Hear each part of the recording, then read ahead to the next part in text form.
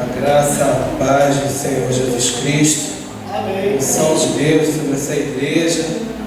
Eu fico feliz de mais uma vez estar aqui com os irmãos, onde essa igreja, eu vejo que todo mundo trabalha, isso é tão gostoso. Eu costumo dizer que no Rio de Janeiro tem muita gente e realmente os cultos são cheios de trabalhadores, mas infelizmente nem todos têm oportunidade. E eu agradeço a Deus porque eu pude estar aqui e poder compartilhar um pouquinho com os irmãos. E eu creio que eu sou um milagre vivo, porque minha mãe já deve ter contado muitas das histórias. E todo lugar onde eu vou, alguém fala: você que é o filho da irmã Elza? Sou eu. Em carne e osso eu estou vivo. Porque da forma que eu fui quando criança, só a mão de Deus. Eu conversava com a minha tia, a missionária Eunice, e nós dizíamos que os anjos deviam fazer uma troca de turno diária. Opa, trocou o plantão, eu estou cansado, vai você agora. Porque realmente eu fui muito levado e as cicatrizes estão por todo o meu corpo, mas Deus me guardou. Eu tenho cicatrizes no queixo, na cabeça, nos olhos, no joelho, debaixo do pé. O vidro ficou durante 1 ano dentro do meu pé e não deu teto. E Deus deixou uma marca, que até hoje quando catuco parece que ele está lá, mas não está. O médico falou: já tirou. Ficou, sabe o que? É impressão. Então por isso que você acha que está, porque ficou ali um tempo. E não sei se os irmãos sabem, quando há um objeto estranho, a tendência é de que ele vá subindo, pelo menos foi o que eu vi, e se dirige ao coração. Mas Deus me guardou. Então hoje eu sou grato a Deus de estar aqui. Eu vou falar rapidamente. Eu queria ler com os irmãos uma passagem que eu quero deixar para a igreja. Lucas 6, ou melhor, Lucas 5, versículo 17. A cura do paralítico. Eu vou falar rápido porque eu também quero receber a minha bênção. Eu sei que Deus tem para usar os seus vasos. Eu quero sair daqui levando a minha. Porque quando uma coisa botei no meu coração, se eu vou para a igreja vencendo lutas e tribulações, algo eu vou receber de Deus. Porque eu sei onde o Senhor está ali. Senão é só uma religião, é só um ato, é só uma coisa mecânica. Eu nunca aceitei isso, de que a igreja seja algo mecânico, seja só um rótulo ou seja ser. Não, a casa de Deus é onde Deus está. E onde Deus está, o mal tem que sair. Onde Deus está, há abundância de alegria. Porque onde está a presença do Senhor, há abundância de alegria. Então eu creio no que diz a palavra. Senão, como já disse aqui, falo para muitos irmãos, este livro bonito, em que muitos quando crianças chamávamos de Bíblia, lá vai o Bíblia, ele não é um livro de contos, histórias. E que linda história, já ouvi gente falar, que linda história. João fala que ele é a própria palavra, ele é o verbo que se fez carne. E a palavra é uma palavra eterna. Todas as coisas vão passar, mas as minhas palavras não passarão. Então, eu creio que essas, pode ser letra, mas o espírito da letra, que é o Espírito Santo de Deus, que dá vida. Então, quando a pessoa lê com fé, algo tem que acontecer. Então é em cima disso que eu quero ler, vou ler rapidamente, irmãos. Lucas 5, versículo 17. E aconteceu, num daqueles dias que estava ensinando, estava ali assentado fariseus e doutores da lei, que tinham vindo de todas as aldeias da Galiléia e da Judéia e de Jerusalém. E a virtude do Senhor estava com ele para curar. E eis que os homens, transportando numa cama um homem que estava paralítico, procuravam fazê-lo entrar e pô-lo diante dele. E não achando por onde pudesse levar, por causa da multidão, subiram ao telhado, por entre as telhas, baixaram com a cama até ao meio dele, ao meio diante de Jesus. E vendo ele a fé deles, disse-lhes: homem, os teus pecados são perdoados. E os escribas e fariseus começaram a razoar, dizendo: quem é este que diz blasfêmias? Quem pode perdoar pecados senão só Deus? Jesus, porém, conhecendo seus pensamentos, respondeu e disse-lhes: o que arrazoais em vossos corações? Qual é mais fácil dizer: os teus pecados são perdoados? Ou dizer: levanta-te e anda? Ora, para que saibais, ora, para que saibais que o Filho do Homem tem sobre a terra poder, para perdoar pecados, disse ao paralítico: a ti te digo, levanta, toma a tua cama e vai para a tua casa. E levantando-se logo diante deles, tomou a cama em que estava, e foi para a sua casa, glorificando a Deus. E todos ficaram maravilhados e glorificaram a Deus, e ficaram cheios do temor, dizendo: hoje vimos prodígio. Será que nós podemos também glorificar a Deus hoje, crendo que essa palavra é a verdade? Louvado seja o Senhor. Então eu vou tirar só algumas coisas rapidamente. O que eu pude entender aqui, que a palavra diz que ele pregava como tendo autoridade, é o que diz Lucas 4,32. Então eles viam que algo era diferente de Jesus, não é possível. Era de tal forma que os fariseus e os escribas vieram. Eu peguei um mapa de curiosidade e fui ver. Jesus estava em Cafarnaum.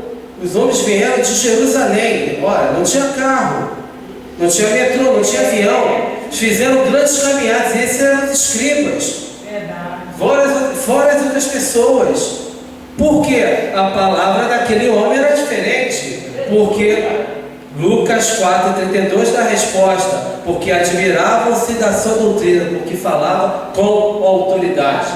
A autoridade que o Senhor nos dá faz toda a diferença. E quando a irmã falava sobre que ela não sabia o que dizer mais para a pessoa, fale com autoridade. O Senhor vai mudar a sua história. Ele pode mudar a sua história. Eu posso não mudar, mas eu creio em um que pode mudar a história. Aquele mesmo Deus em onde estava Sadraque, Mesaque e Abednego, que na verdade eles têm outro nome, Ananias, Isael. A gente sempre fala os nomes que foram dados a ele na Babilônia. Esses foram os nomes que foram dados a ele. Estavam ali naquele fogo, o negócio pegando fogo mesmo, né? E ele falou: jogamos 3 lá, mas tem 4. Olha, é tão tremendo que ele mesmo dá a resposta: mas o quarto é semelhante ao Filho dos Deuses. Então esse mesmo Deus está conosco. É que nós temos o costume de ouvir mais as mentiras do diabo pela televisão, pelo rádio, pelo jornal, do que as verdades de Deus. Enquanto nós estivermos neste mundo, a batalha sempre será grande. Não somos Israel de Deus. O Israel de Deus sempre passou lutas e tribulações. Mas tem uma coisa boa: o Deus de todas as guerras e batalhas nunca perdeu, estava sempre com eles. Estava sempre com eles, está com nós. Nós somos Israel de Deus através de Jesus. Então, se o Senhor está com nós temos a vitória. Então, continuando rapidamente, irmãos. O interessante que eu vi aqui foi de que, como nessa igreja nós sabemos de tudo que aconteceu, mas tudo está no controle de Deus, é que há uma outra passagem que diz que eram 4 homens. 4 homens. Esses 4 homens, para levar um paralítico, tinha que ter alguma coisa no seu coração. Eu creio que havia neles amor. Havia compaixão. Depois havia uma unidade.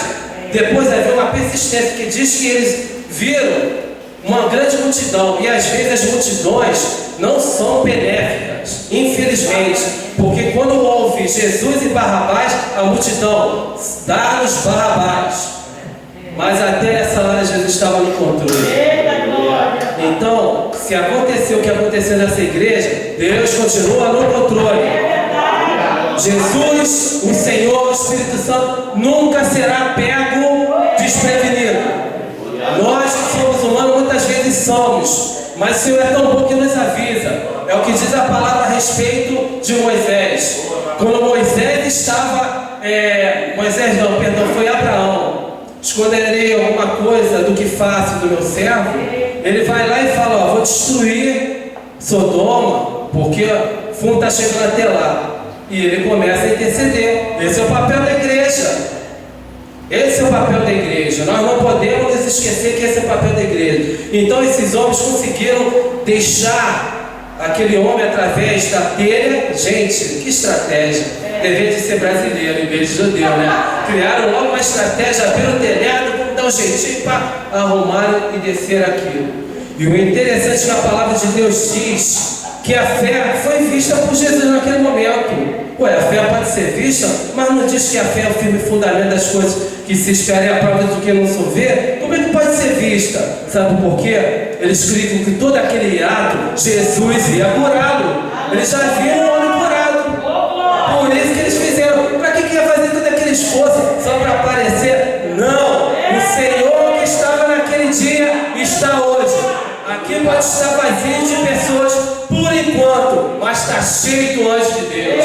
Cheio de anjo de Deus. E melhor do que os anjos, a presença de Deus, que faz a diferença, está aqui. Foi Ele que me salvou, que me resgatou, que quando eu mergulhei alguns anos em Ipanema, na praia, que afundei e ninguém viu, e tocou no coração do meu primo para que voltasse, e ele bateu alguma coisa, esse alguma coisa era eu, foi através do poder de Deus, a mão de Deus. Isso quando eu tinha 18 anos, hoje eu estou com meus 40 e pouco, 40 e poucos, viu? E Deus me guardou até aqui. Nem a minha mãe, que sempre orou por mim, sempre teve cuidado de mim, não poderia fazer nada naquele momento. Mas a mão de Deus, quando age ao seu favor, não há quem peça.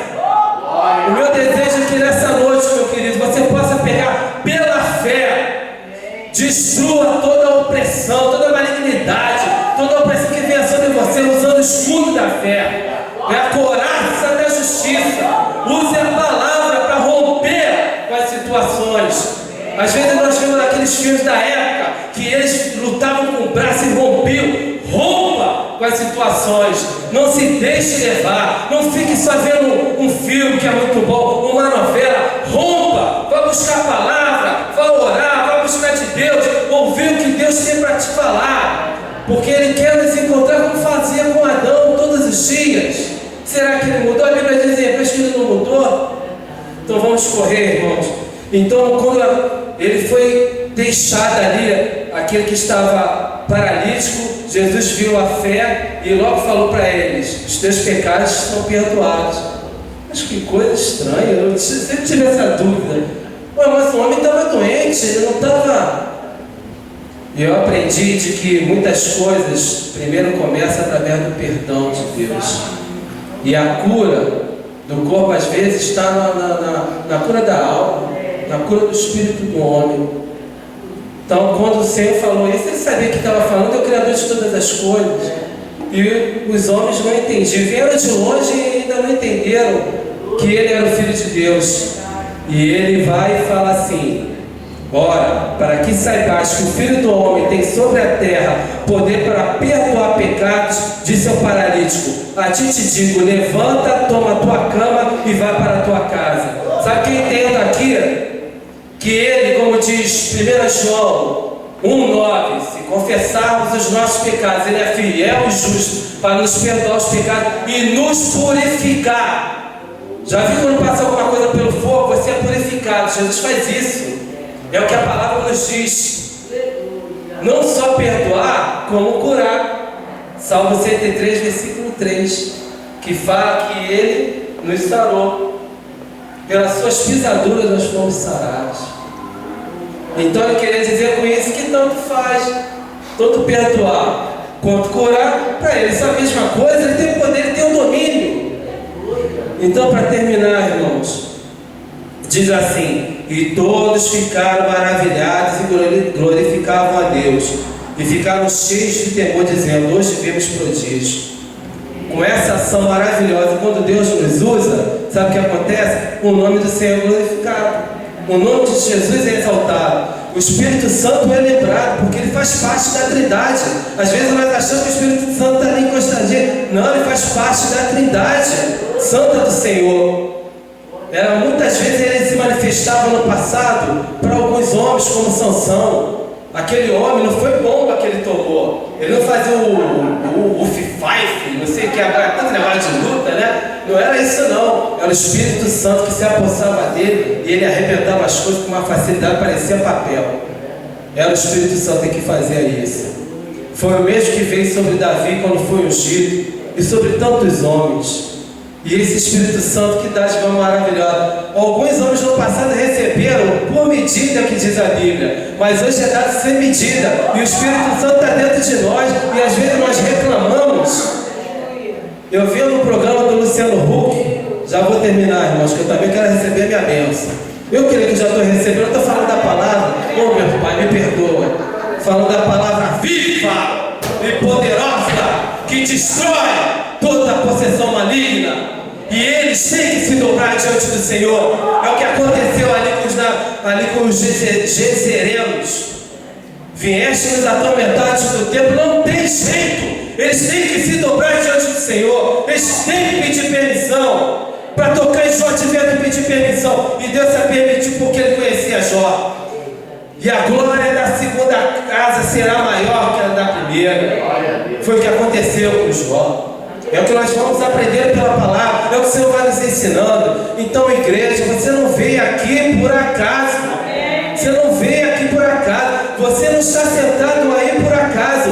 Acaso no povo evangélico, no povo de Deus, no Israel de Deus, naquele que verá o Senhor face a face, quando Ele virá nos buscar. Não existe por acaso. Não existe. Ih, foi mal, e aconteceu. Tudo do Senhor é planejado. Até o inimigo só pode fazer algo se Deus permitir. E às vezes nos esquecemos, porque nós somos falhos, somos pecadores. Mas o Senhor está sempre pronto a nos abençoar.